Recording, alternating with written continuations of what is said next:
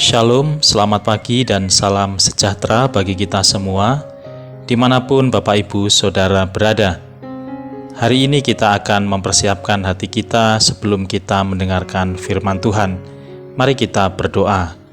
Bapa di dalam surga, Bapa yang kami kenal di dalam nama Tuhan Yesus, kami mengucap syukur kepada Tuhan atas pimpinan dan penyertaan Tuhan di dalam kehidupan kami sepanjang malam hingga pagi hari ini. Kalau kami boleh ada saat ini, semua adalah karena anugerah dan kemurahan Tuhan. Bapa, kami rindu mempersiapkan hati dan pikiran kami sebelum kami mendengar kebenaran firman-Mu. Berbicaralah kepada setiap kami, karena kami siap untuk mendengarkannya. Di dalam nama Tuhan Yesus kami berdoa. Amin. Bapak, Ibu, Saudaraku yang terkasih di dalam Tuhan Yesus Kristus, pembacaan firman Tuhan pagi hari ini dari surat Yudas pasal 1 ayat 20. Tertulis demikian. Akan tetapi kamu, saudara-saudaraku yang kekasih, bangunlah dirimu sendiri di atas dasar imanmu yang paling suci, dan berdoalah dalam Roh Kudus. Amin. Saudara yang dikasihi Tuhan, hari ini kita belajar dari kitab Yudas, di mana di dalam suratnya ini penulis menuliskan bahwa menjelang akhir zaman akan muncul pengajar-pengajar palsu yang mengajarkan ajaran yang menyesatkan banyak orang.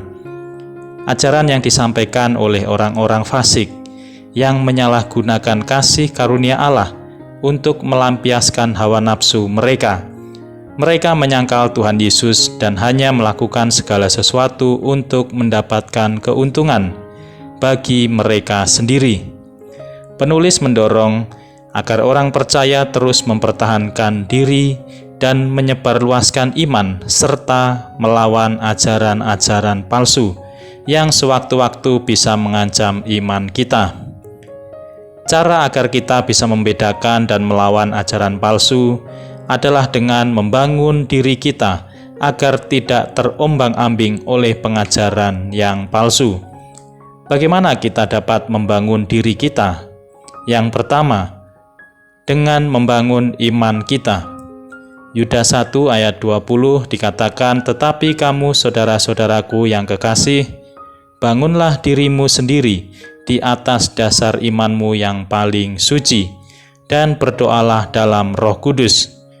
Kata iman berasal dari bahasa aslinya pistis yang artinya bersandar dengan kepastian dari dalam. Iman yang suci adalah iman kepada Tuhan Yesus. Bagaimana kita bisa memiliki iman yang teguh dan suci kepada Tuhan Yesus? Roma pasal 10 ayat 17. Tertulis demikian. Jadi, iman timbul dari pendengaran, dan pendengaran oleh firman Kristus.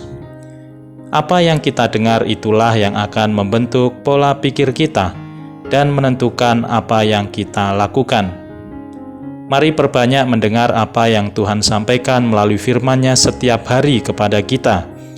Kita percaya firman Tuhan akan memberi hikmat kepada kita agar kita mampu berjalan dalam kebenaran dan bukan dalam kesesatan.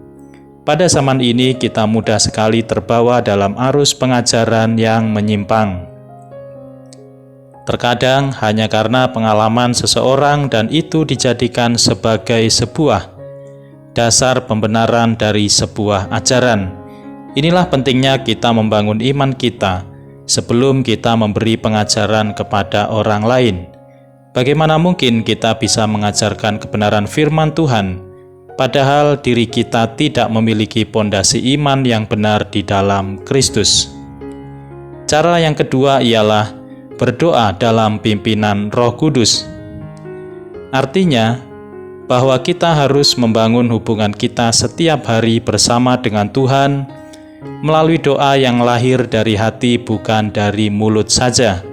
Dalam Injil Matius pasal 6 ayat 9-13, Tuhan Yesus mengajarkan kepada kita bagaimana kita harus berdoa. Karena itu berdoalah demikian. Bapa kami yang di surga, dikuduskanlah namamu, datanglah kerajaanmu, jadilah kehendak-Mu di bumi seperti di surga. Berikanlah kami pada hari ini makanan kami yang secukupnya, dan ampunilah kami akan kesalahan kami, seperti kami juga mengampuni orang yang bersalah kepada kami. Dan janganlah membawa kami ke dalam pencobaan, tetapi lepaskanlah kami daripada yang jahat. Karena Engkaulah yang empunya kerajaan dan kuasa dan kemuliaan, sampai selama-lamanya. Amin. Inilah doa yang diajarkan Tuhan Yesus kepada kita. Di dalamnya mengajarkan kepada kita untuk menyembah, memohon berkat sesuai keperluan kita, dan memohon pengampunan atas setiap dosa kita.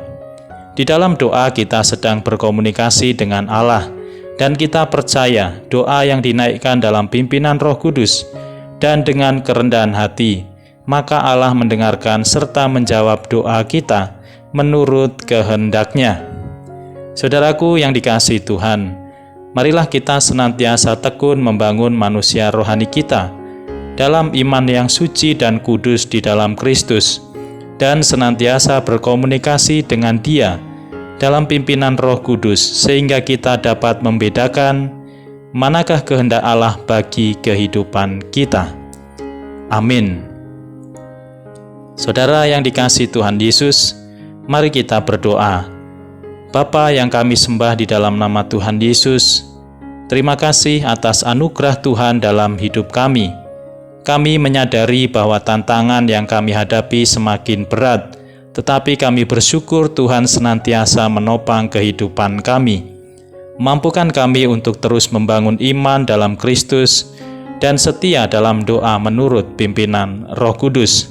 Terima kasih Tuhan. Hari ini kami berdoa bagi pemulihan bangsa kami yang sampai saat ini masih berjuang untuk terbebas dari pandemi COVID-19. Kami percaya Tuhan akan melawat dan memulihkan bangsa kami. Kami juga berdoa untuk kesehatan saudara-saudara kami yang berada di garda depan dalam penanganan pandemi ini, baik para dokter, perawat, tenaga kesehatan, sukarelawan, dan bahkan siapapun yang terlibat di dalamnya. Tuhan yang akan menguatkan dan memberikan kesehatan yang ekstra kepada mereka. Kami juga ingat dan mendoakan bagi anggota keluarga kami, saudara seiman, sahabat, atau mungkin diri kami yang saat ini sedang berjuang untuk sembuh dan terbebas dari virus COVID-19 ataupun penyakit-penyakit lainnya. Kami percaya di dalam nama Tuhan Yesus ada kuasa kesembuhan ilahi terjadi atas setiap kami, dan biarlah setiap kami yang mengalami kelemahan boleh dijamah oleh Tuhan.